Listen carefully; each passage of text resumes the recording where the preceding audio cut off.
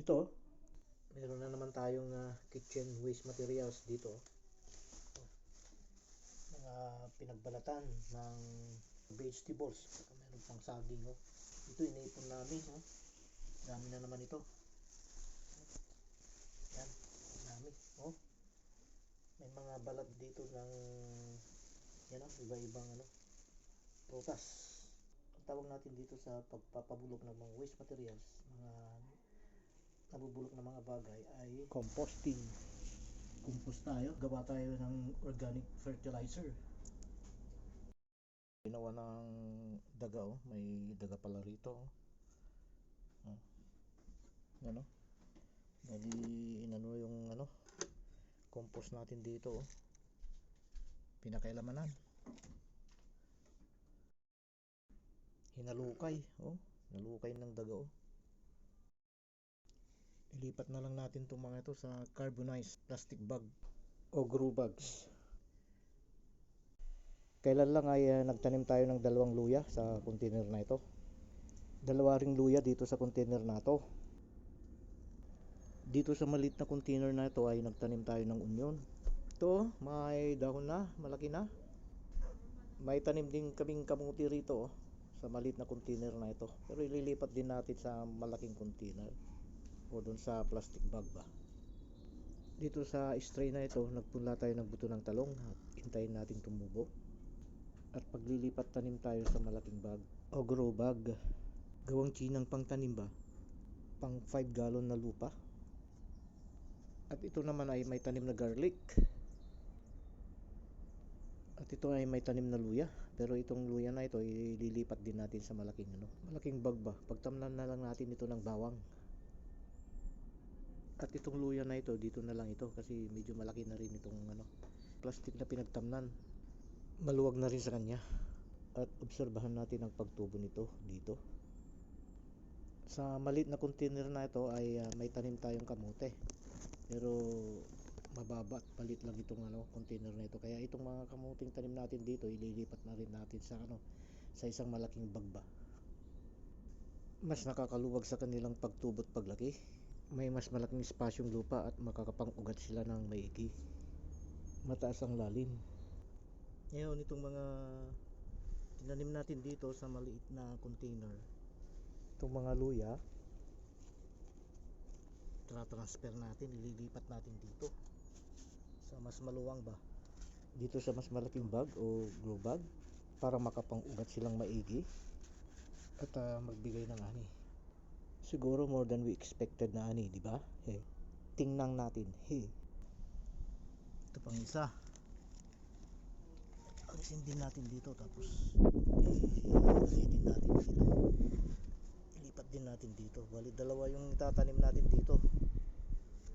Yan, total medyo maluwang konti itong plastic bag na to, kaya kakayanin yan. Yan, 2 yung luya na itinanim natin dito. Ito kasi 2 kanina rito, tanggal nga yung isa, nilipat natin. Itong natira rito, bali ipagit na natin. Yan, papagit na natin siya. Yan,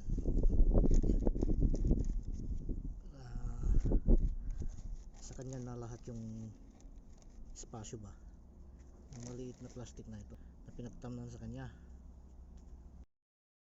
Meron na naman tayong kitchen waste materials dito. Mga pinagbalatan ng ating nilutong ulam ba, mga vegetables, so mga balat ng vegetables. Meron pang saging. At ito iniipon namin. Dami na naman ito. Yan, dami. May mga balat dito ng iba-ibang prutas. Yan, saka ito pa ang dami. Yan, pinagbalatan lahat yung mga yan, mga waste materials galing sa kusina. Iniipon namin at ginugunting ba, pira-piraso, at inihahalo sa lupang ginagamit o gagamitin pang tanim natin. dami na naman. Mamaya guguntingin natin itong mga ito. Pira-pirasuhin natin ng maliliit para pagkalagay sa sa lupa, mas madaling mabulok ba kung maliliit. Yan. Ang mga na to, mga waste materials na ito na galing ng kusina natin ay malaking tulong sa ating mga halaman. At nakakatulong sa ating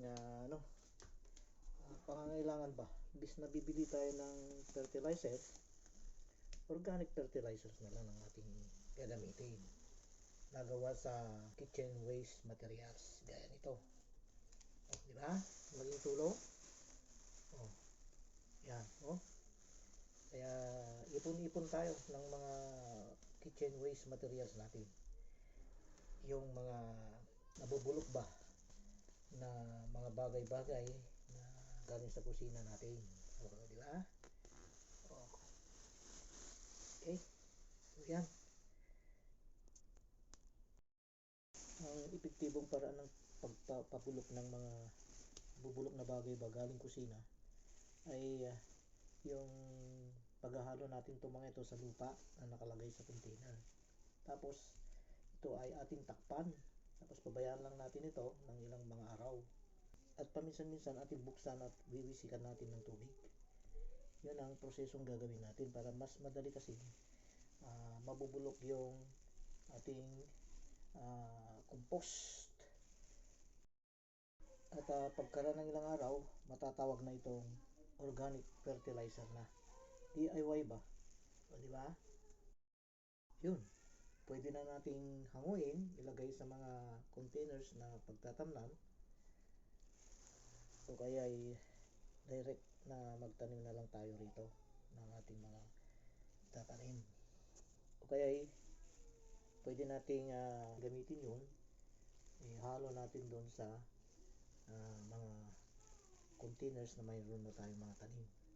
Ilagay natin, maglagay tayo perang karagdagang lupa sa ating mga tanim. O diba? Laking tulong sa ating mga halaman. Ang tawag natin dito sa pagpapabulok ng mga waste materials, mga nabubulok na mga bagay ay composting. Pagpapabulok ba? Compost tayo, gawa tayo ng organic fertilizer. Compost heap. Kasi maliit lang ang ginamit natin paglagyanan. Container lamang. Kumpara dun sa mga malalaki. Depende sa gagawin yung compost heap. May maluwang, mayroon ding malaking kahon o maliit. Gaya nitong paggamit natin ng mga maliliit lamang na mga containers. Ayun. Yan si Mama, yan. Mama. Hello. Good morning. Kami nag-iipon kami. Kami yung nag-iipon ni Mama yung mga pinagbalatan ng prutas, gulay para i-compose natin.